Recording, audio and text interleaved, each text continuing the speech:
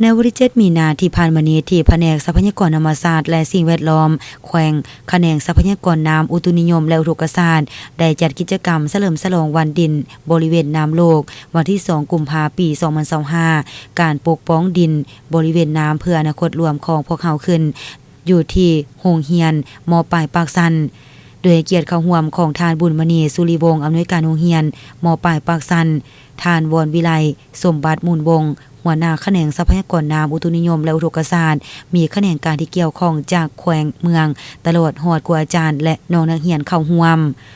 จุดประสงค์ในการสร้างกิจกรรมในครั้งนี้ก็เพื่อสร้างความทนทานของประชากรในตัวเมืองเพื่อปรับตัวเข้ากับการเปลี่ยนแปลงดินฟ้าอากาศโดยการคุ้มครองและนำทรายท่าแห่งของระบบนิเวศอยู่สาธารณรัฐประชาธิปไตยประชาชนลาวประจำปี2025ซึ่งในพิธีได้สร้างกิจกรรมร่วมกับน้องนักเรียนและครูอาจารย์เป็นต้นแม่นการแต้มรูประบายสีในหัวข้อความอุดมสมบูรณ์ของดินบริเวณน้ำของครูอาจารย์และน้องนักเรียนเขียนหัวข้อความสั้นและลงลายเซ็นใส่แผ่นกระดานเพื่ออยากเห็นดินบริเวณน้ำมีความอุดมสมบูรณ์แนวใด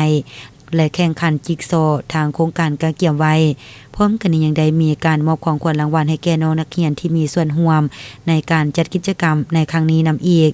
ซึ่งจุดประสงค์ก็เพื่อเป็นการสร้างจิตสำนึกให้น้องนักเรียนเห็นได้ความหมายและความสำคัญในการปกปักรักษาความอุดมสมบูรณ์ของดินบริเวณน้ำให้ยืนยงและอุดมสมบูรณ์ตลอดไป